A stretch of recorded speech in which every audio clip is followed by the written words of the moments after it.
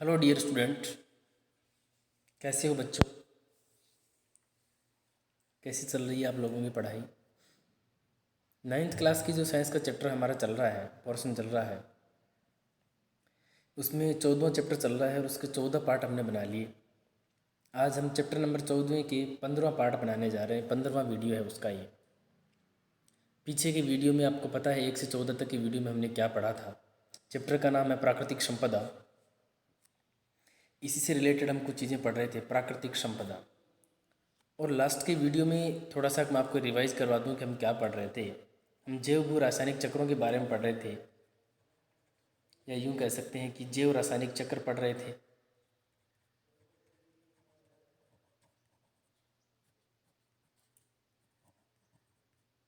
बहुत इंपॉर्टेंट रासायनिक chemical cycle होते हैं, बायोकेमिकल साइकिल कह सकते हैं। तो कुछ महत्वपूर्ण इंपॉर्टेंट चक्र हमने पढ़े थे। उसमें सबसे पहला जो चक्र था वो हमारा वाटर साइकिल था, जिसे जलीय चक्र कहते हैं। दूसरा जो इम्पोर्टेंट चक्र हमने पढ़ा था वो N2 साइकिल था, यानी नाइट्रोजन चक्र पढ़ा था हमने। तीसरा चक्र हमने बहुत ही इम्पोर्टेंट था, कार्बन चक्र पढ़ा था। तो ये 3 महत्वपूर्ण चक्र हमने पढ़ लिए थे। कार्बन चक्र से रिलेटेड एक और इम्पोर्टेंट चीज़ भी हमने पढ़ी थी, जिसका नाम था ग्रीन हाउस प्रभाव, या ग्रीन हाउस इफेक्ट कह सकते हैं। ये हमने पढ़ा था, ग्रीन हाउस प्रभाव की बात की थी हमने। तो मोस्टली हमें चक्र पढ़ने थे। ग्रीन हाउस प्रभाव तो देखा जाए तो बेसिकली कार्बन चक्र से ही रिलेटेड था, इसलिए हमने उसको एक अलग टॉपिक बनाकर, एक वीडियो बनाकर उसको भी पढ़ा था। यदि हम चक्रों की बात करें तो एक चक्कर जलीय चक्र, दूसरा नाइट्रोजन, तीसरा कार्बन चक्र। आज हम एक और चौथा चक्र पढ़ेंगे जिसका नाम है ऑक्सीजन चक्र।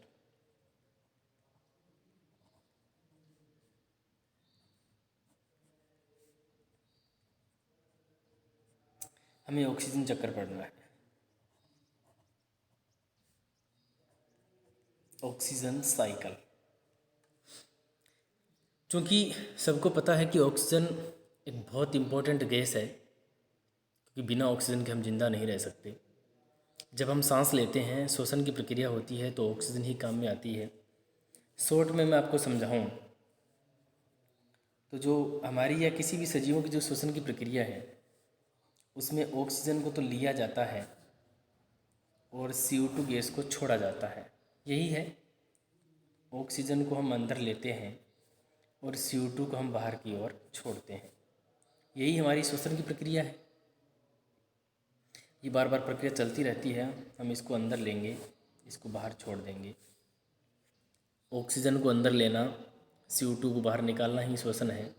एक्चुअल में होता क्या है, जब ऑक्सीजन हमारी बॉडी के अंदर आती है तो वो क्यों CO2 में बदल जाती है? उसका रीज़न है कि जो ऑक्सीजन अंदर आती है वो हमारे शरीर में जो हमने भोजन प्राप्त किया है ग्लूकोज के रूप में, वो उसके साथ रिएक्ट करती है और इसको वो तोड़ डालती है। उसके बदले में कौन सी गैस निकलती है? CO2 निकलती है। तो ग्लूकोज के फॉर्मेशन से, ग्लूकोज के विघटन से, अपघटन से CO2 गैस निकलती है, और माना जाए तो CO2 से ही वापस क्या बनती है? ग्लूकोज बनती है। तो बेसिकली यदि सिंपल भाषा में समझते हैं, उसके लिए हम यही कहेंगे कि श्वसन में ऑक्सीजन अंदर लेते हैं, CO2 बाहर निकलती है। एक्चुअल में अंदर होता क्या है, वो प्रक्रिया बाद की है। तो ऑक्सीजन का इम्पोर्टेंस आपको पता चल गया कि ऑक्सीजन चक्र क्या है। तो आज का हमारा टॉपिक है ऑक्सीजन चक्र। उसमें हम ऑक्सीजन की बात करें, ऑक्सीजन जिसका प्रतीक चिन्ह O है, कैपिटल O। और यदि हम इसके परमाणु क्रमांक की बात करें तो कार्बन, नाइट्रोजन, ऑक्सीजन 8, इसका जो परमाणु क्रमांक होगा वो 8 है। तो यदि हम इसके इलेक्ट्रॉनिक विन्यास की भी बात कर लें, साथ में महत्वपूर्ण जानकारी आपको मिल रही है।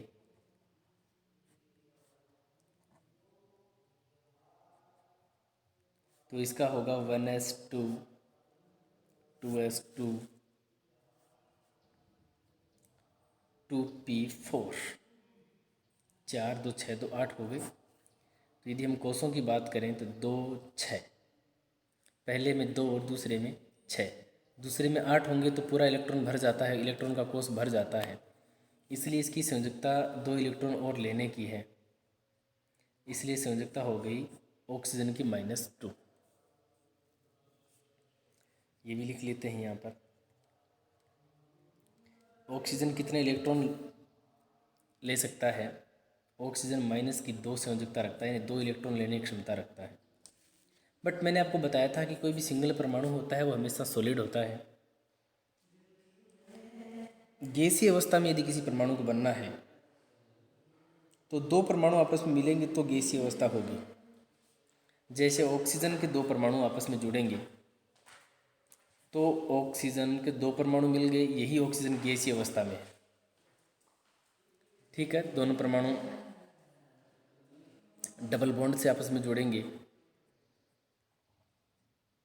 इस प्रकार से, तो ऑक्सीजन का एक अणु बनता है O2। इसी O2 को हम लेते हैं। कितना इम्पोर्टेंट रोल रहेगा ऑक्सीजन का, कहाँ काम में आती है वायुमंडल में, इसी के बारे में हम पढ़ रहे हैं। ऑक्सीजन की मात्रा प्रकृति में 21% है, वायुमंडल में ऑक्सीजन की मात्रा कितनी है? 21% मात्रा है। मुख्यतः ऑक्सीजन का उपयोग कहाँ लेते हैं? जीवधारी श्वसन क्रिया में, ग्लूकोज के अपघटन करने में।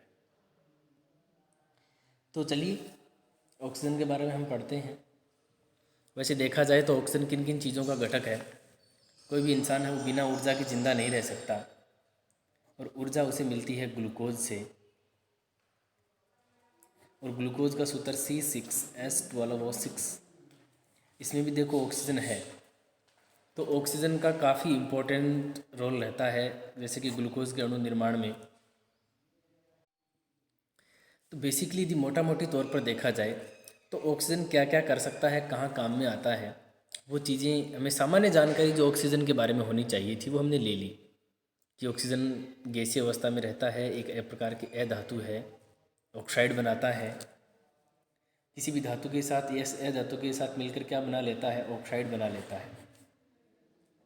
जैसे कार्बन के साथ मिलकर कार्बन ऑक्साइड बना लेगा, सल्फर के साथ मिलकर सल्फर ऑक्साइड बना लेगा। तो इजीली इसके ऑक्सीजन के बारे में, ऑक्सीजन का परमाणु क्रमांक क्या है, कितने इलेक्ट्रॉन होते हैं? 8 इलेक्ट्रॉन होते हैं। ऑक्सीजन के 2 परमाणु डबल बॉन्ड से जुड़े रहते हैं। वायुमंडल में ऑक्सीजन की मात्रा 21% होती है। यही कुछ सामान्य जानकारी ऑक्सीजन के बारे में थी। जो भी जीवधारी हैं वो श्वसन की प्रक्रिया में हमेशा ऑक्सीजन ही लेते हैं और कार्बन डाइऑक्साइड को छोड़ते हैं। तो ये सामान्य जानकारी ऑक्सीजन की आपके पास है, तो अब ऑक्सीजन चक्र को समझने में कोई दिक्कत नहीं होगी। चलिए ऑक्सीजन चक्कर के बारे में जो किताब में लिखा है पहले वो पढ़ते हैं, फिर मैं आपको एक अलग लेवल पर और पढ़ाता हूँ, बताऊँगा। तो आइए बच्चों हम पढ़ते हैं ऑक्सीजन चक्कर, जो आपकी बुक में इसके बारे में लिखा है उसके बारे में। ऑक्सीजन चक्कर 14.4.4 नया टॉपिक। ऑक्सीजन साइकिल कह दो या ऑक्सीजन चक्र कह दो, एक ही बात है। ऑक्सीजन पृथ्वी पर बहुत अधिक मात्रा में पाए जाने वाला तत्व है। बहुत ज़्यादा मात्रा में पाए जाने वाला तत्व की बात कर रहा है, ये गैस की बात नहीं कर रहा है।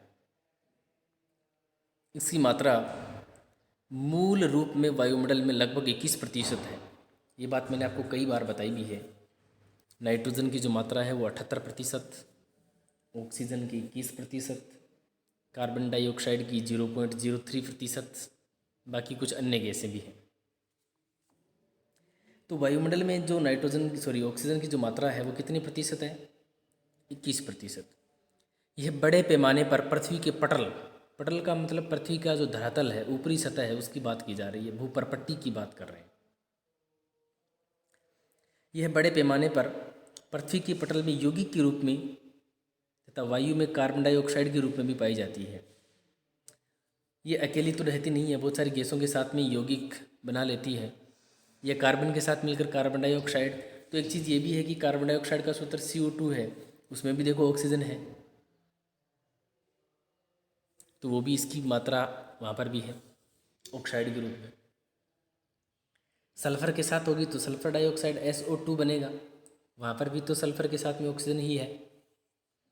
तो बहुत सारे प्रकार के यौगिक और ऑक्साइड के रूप में आपको मिलती है ये ऑक्सीजन गैस। पृथ्वी के पटल में ये धातुओं तथा सिलिकॉन के ऑक्साइडों के रूप में भी पाई जाती है। धातुओं के साथ में, जैसे कि सोडियम के साथ में sodium hydroxide, sodium oxide, potassium oxide के रूप में भी आपको मिलेगी। सिलिकॉन ऑक्साइड के में मिलेगी जो मिट्टी है। तो धातुओं के साथ में या सिलिकॉन, सिलिकॉन याद रखना बेटा एक उपधातु होती है, सभी बच्चे लिख लेंगे। सिलिकॉन ना धातु है ना अधातु है, ये उपधातु है। उपधातु उसे कहते हैं जिसमें धातु और अधातु दोनों के लक्षण पाए जाते हैं, दोनों के गुण होते हैं, उसे हम उपधातु कहते हैं। प्रकृति में 7 या 8 उपधातुएं हैं, उसमें से एक सिलिकॉन है, जैसे कि बोरॉन है।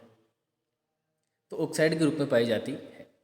ये कार्बोनेट, सल्फेट, नाइट्रेट तथा अन्य खनिजों के रूप में भी पाई जाती है। कार्बोनेट का सूत्र क्या होता है? सल्फेट का और नाइट्रेट का। चलिए मैं आपको बता दे रहा हूँ।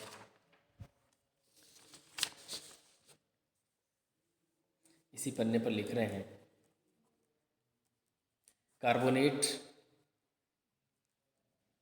सल्फेट और नाइट्रेट। कार्बोनेट का सूत्र होता है CO3, सल्फेट का SO4 और नाइट्रेट का होता है NO3। तो देखो, कार्बन के साथ में यदि ऑक्सीजन के 3 परमाणु हैं तो इसे कार्बोनेट कहेंगे। सल्फर के साथ में ऑक्सीजन के 4 परमाणु हैं तो इसे सल्फेट कहेंगे। और नाइट्रोजन के साथ में ऑक्सीजन के 3 परमाणु हैं तो इसे नाइट्रेट कहेंगे। तो देखा जाए तो कार्बन, सल्फर और नाइट्रोजन तीनों के साथ ही ऑक्सीजन है। तो कार्बोनेट, सल्फेट और नाइट्रेट के रूप में भी ऑक्सीजन पाई जाती है पृथ्वी पर, ये सूत्र याद रखना। और CO2 के रूप में तो होती है। इसके अलावा सल्फर डाइऑक्साइड के रूप में होती है और सिंगल O2 भी आपको मिलेगी, सीधी ऑक्सीजन भी मिलेगी। तो प्रकृति में धातुओं के साथ में खनिजों के रूप में कार्बोनेट है, सल्फेट है, नाइट्रेट है आदि के रूप में भी ऑक्सीजन गैस मिलती है। ये भी आप ध्यान में रखेंगे। तो ये कार्बोनेट, सल्फेट, नाइट्रेट तथा अन्य खनिजों के रूप में भी पाई जाती है। ये जैविक अणु जैसे कि कार्बोहाइड्रेट यानी ग्लूकोज, मैंने आपको पहले ही बताया था, प्रोटीन है, न्यूक्लिक अम्ल है जैसे कि DNA है, RNA है, वसा या लिपिड का भी एक आवश्यक घटक है। यानी oxygen, carbohydrate, protein, DNA, RNA इनमें भी होती है। तो मुख्यतः सांस और श्वसन की प्रक्रिया में काम आती है। इसके अलावा भी बहुत सारी चीज़ों का मुख्य घटक के रूप में भी ये काम करती है।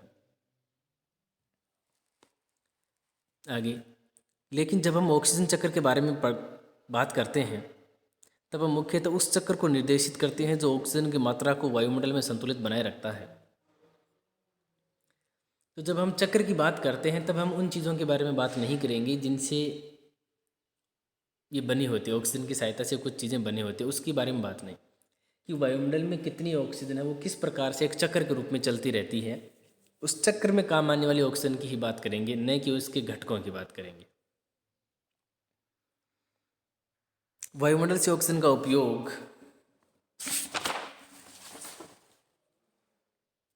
तीन प्रक्रियाओं में होता है। वायुमंडल में जो ऑक्सीजन है उसका उपयोग 3 प्रक्रिया में होता है। नंबर 1 श्वसन, सांस लेने में। नंबर 2 दहन, किसी भी चीज़ को जलाने में। और तीसरा नाइट्रोजन के ऑक्साइड के निर्माण में।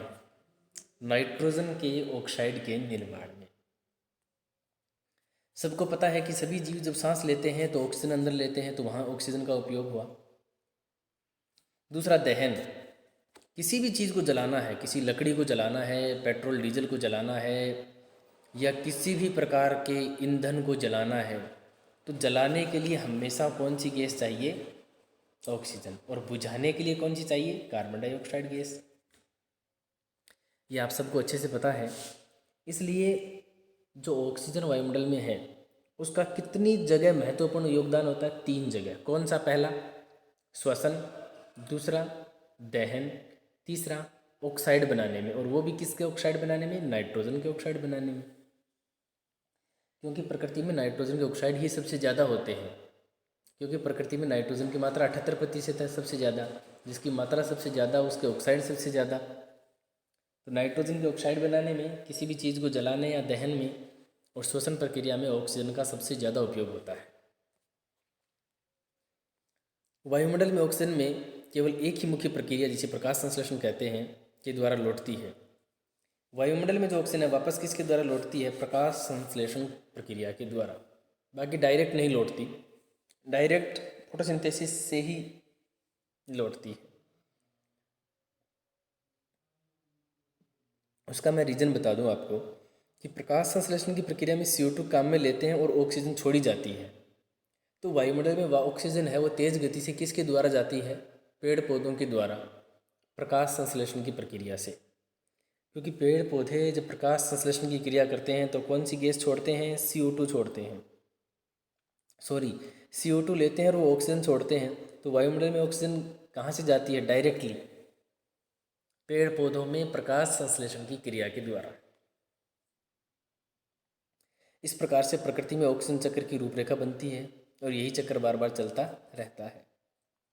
यद्यपि हम जीवन में श्वसन की क्रिया में ऑक्सीजन को महत्वपूर्ण मानते हैं, श्वसन की क्रिया में ऑक्सीजन एक महत्वपूर्ण है, यह सबको पता है, परंतु कुछ जीव, मुख्यतः बैक्टीरिया यानी जीवाणु, तत्वीय ऑक्सीजन द्वारा जहरीले हो जाते हैं। तो सारे के सारे जीव हैं, जैसे कि कुछ बैक्टीरिया अपवाद स्वरूप हैं जो ऑक्सीजन को नहीं लेते हैं। वास्तव में बैक्टीरिया के द्वारा नाइट्रोजन स्थिरीकरण की प्रक्रिया ऑक्सीजन की उपस्थिति में नहीं की होती। बैक्टीरिया का जो मुख्य कार्य है वो नाइट्रोजन स्थिरीकरण करना है। नाइट्रोजन के जो कंपाउंड है उसको बनाना है, नाइट्रोजन को नाइट्रेट में बदलना है। ये काम किसका होता है? बैक्टीरिया का होता है, और ये ऑक्सीजन की उपस्थिति में नहीं होता। तो वहाँ पर किण्वन की प्रक्रिया के द्वारा बैक्टीरिया क्या करते हैं? सांस लेते हैं। तो ये कहा जा सकता है कि दुनिया में जितने प्रकार के सजीव हैं उनको जिंदा रहने के लिए श्वसन की प्रक्रिया के लिए ऑक्सीजन की आवश्यकता रहती है। ये सही बात है, लेकिन बैक्टीरिया कुछ ऐसे होते हैं उसे श्वसन के लिए ऑक्सीजन की ज़रूरत नहीं रहती। वो किण्वन करते हैं, अवायवीय श्वसन भी करते हैं।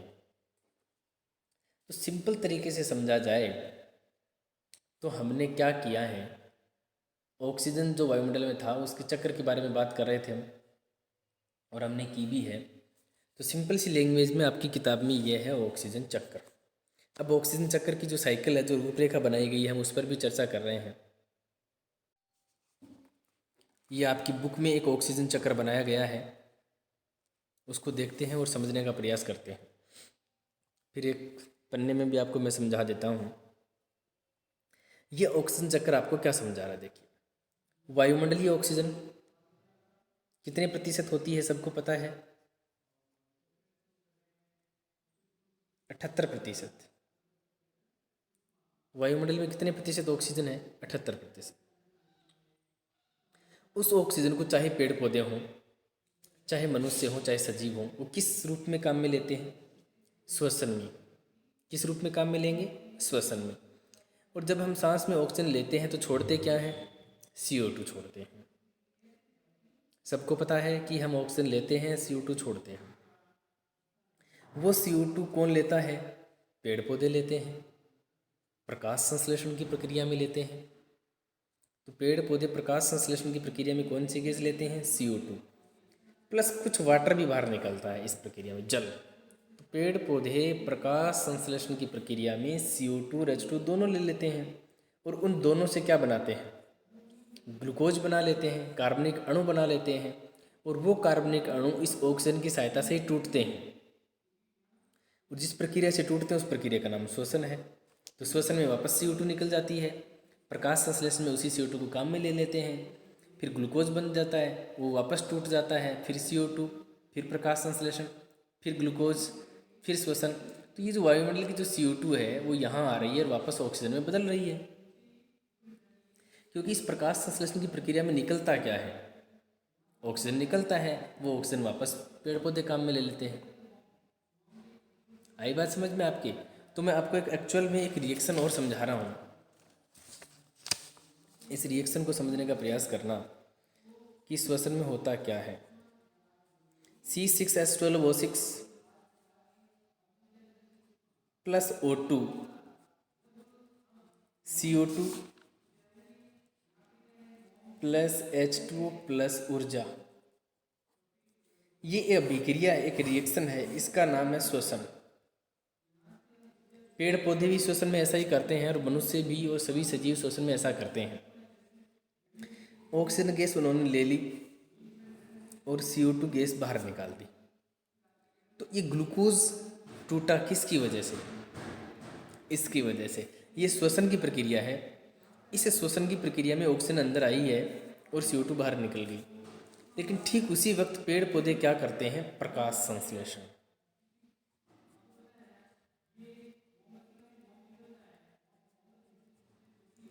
जो प्रकाश संश्लेषण की प्रक्रिया, इसमें देखो क्या होता है, इसमें वायुमंडल की CO2 प्लस H2 इन दोनों को काम में लिया जाता है और बनाई जाती है glucose plus H2O plus O2। ये भी क्रिया है किसकी? ये प्रकाश संश्लेषण की है। तो देखो बेटा, प्रकाश संश्लेषण की प्रक्रिया में CO2 अंदर आई है और बाहर क्या निकली है? O2। जबकि इसमें क्या हुआ था? O2 अंदर आई थी, CO2 बाहर निकली थी। प्रकाश संश्लेषण में CO2 अंदर आई है और ऑक्सीजन बाहर निकली है, और ये बाहर। तो ये देखो, श्वसन की प्रक्रिया में जो ऑक्सीजन ली थी उससे क्या बना? CO2 बना इसके टूटने से, और वो CO2 वापस पेड़ पौधों ने ले ली, जिससे ये बन गया और वापस ऑक्सीजन बाहर निकल गई। तो ये ऑक्सीजन वापस कहाँ चली गई? वायुमंडल में। और इसी ऑक्सीजन को वापस इस प्रक्रिया में काम में लिया गया। फिर यहाँ पर ये साइकिल चलता रहेगा। तो ये श्वसन की अभिक्रिया है और ये प्रकाश संश्लेषण की अभिक्रिया है। तो श्वसन में हमेशा ऑक्सीजन ली जाती है, कार्बन डाइऑक्साइड छोड़ी जाती है। प्रकाश संश्लेषण में कार्बन डाइऑक्साइड ली जाती है और ऑक्सीजन छोड़ी जाती है। तो प्रकृति में यही ऑक्सीजन का एक लगातार चक्कर चलता रहता। जैसे इसको थोड़ा सा समझें,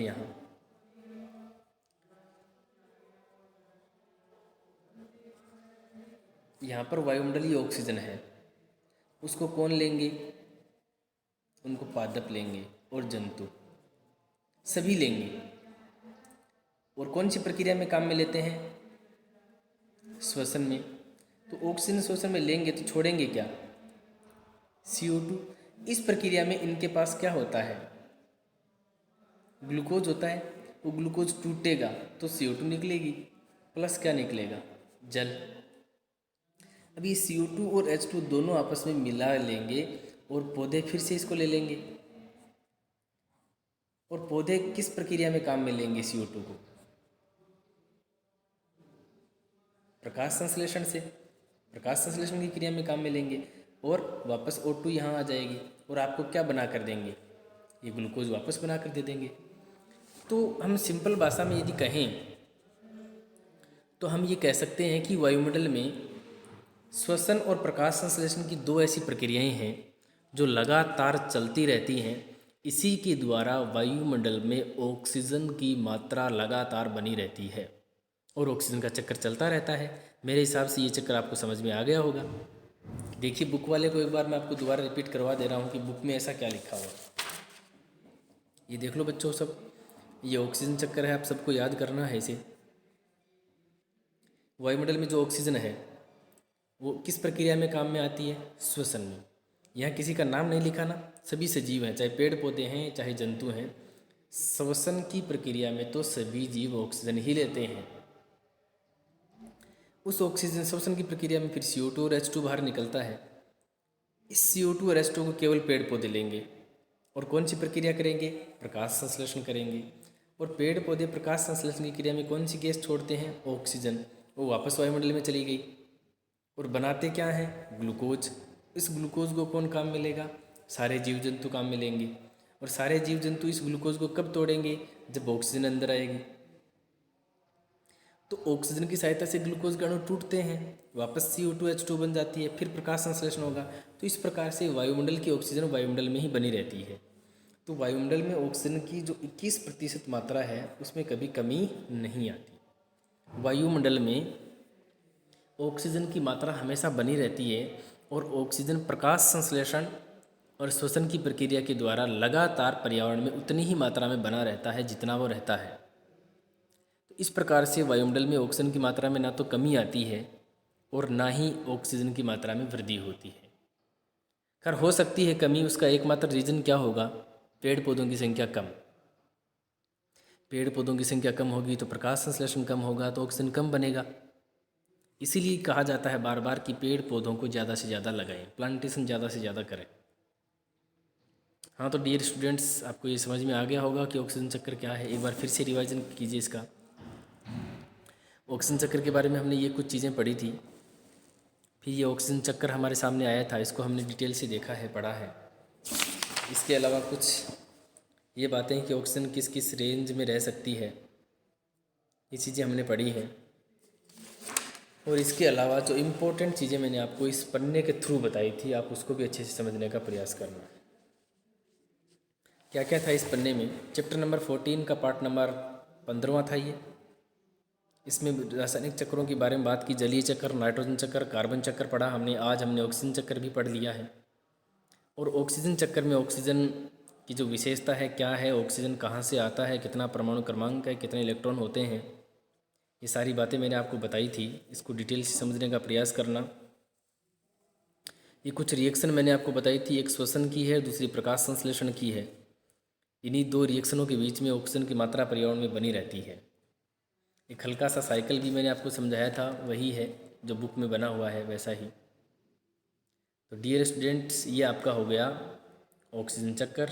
अच्छे से पढ़ते रहिए, लगातार बने रहिए। यदि कोई चीज़ समझ में नहीं आती है तो वीडियो को बार बार देखिए, उसका रिवीजन कीजिए। और कुछ चीज़ें, जैसे कुछ चक्कर हैं, कुछ अभिक्रियाएं हैं, कुछ चीज़ें यदि नोट करनी होती हैं तो वीडियो को बीच में पॉज करके आप उसका स्क्रीनशॉट लेकर बाद में लिख सकते हो, या पॉज करके भी लिख सकते हो। दो महत्वपूर्ण रिएक्शन अभिक्रियाएं आपको याद करनी है, एक श्वसन की और दूसरी प्रकाश संश्लेषण की। श्वसन में ऑक्सीजन लिया जाता है और प्रकाश संश्लेषण में CO2 लिया जाता है। तो डियर स्टूडेंट, ये जो महत्वपूर्ण चीज़ें हैं आप इसको अच्छे से नोट कीजिए, समझिए और इसको समझने का प्रयास कीजिए। ये आपका चैप्टर नंबर 14 का पार्ट नंबर 15वां था। Thanks and best of luck.